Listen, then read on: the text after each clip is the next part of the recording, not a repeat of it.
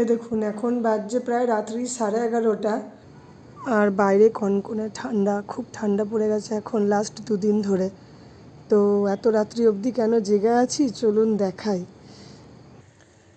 চলে এসেছি কিচেনে।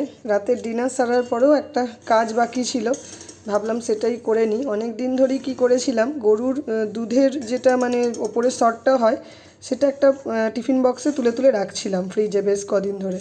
কারণ এখানে যে গরুর দুধ দেওয়া হয় আর কি, সেটা মানে একদমই মানে ফুল ক্রিম মিল্ক হয় আর কি, একদম মানে এটার মধ্যে কোনো রকম জল মেশানো থাকে না।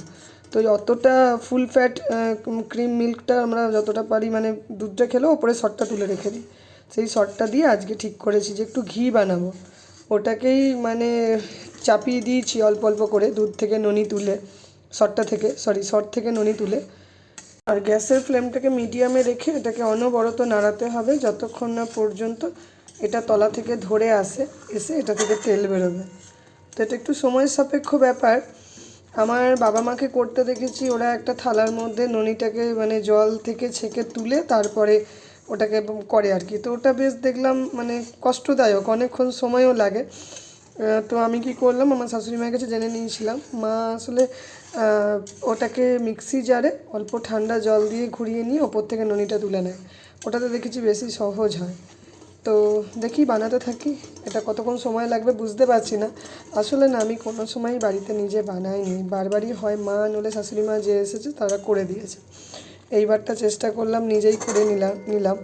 দেখা যাক কতদূর কী করতে পারি, জানি না কতটা সাকসেসফুল হতে পারবো, তবু চেষ্টা করি। এই দেখুন সাইড থেকে দেখেছেন অল্প অল্প করে এই যে ঘি বেরোচ্ছে।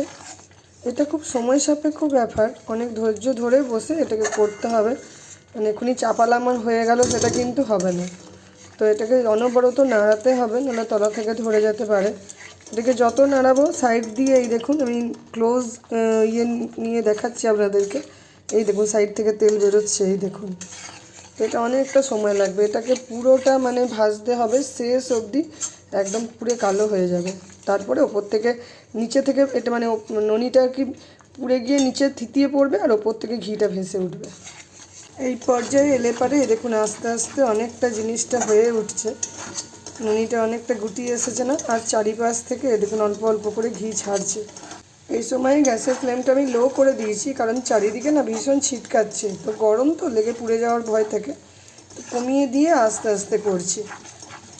এটা পুরো পুড়ে কালো হয়ে যাবে, নিচে পড়ে যাবে, থিতিয়ে যাবে পুরো গুঁড়োগুলো, আর উপরে ঘিটা ভেসে উঠবে, তো সময় লাগে। তো এই দেখুন সাইড থেকে দেখলে বুঝতে পারবেন এখানে ঘি বেরিয়ে গেছে। তো এই দেখুন কড়াই থেকে একটা ছাঁকনি দিয়ে ছেঁকে নিয়েছি স্টিলের পাত্রে, কারণ এখন গরম আছে।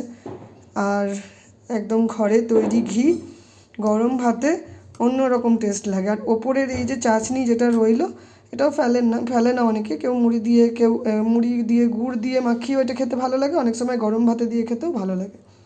তো আপনারা বাড়িতে বানিয়ে দেখতে পারেন এই পদ্ধতিতে। যদি ভালো লাগে তাহলে অবশ্যই লাইক, শেয়ার এবং সাবস্ক্রাইব করবেন।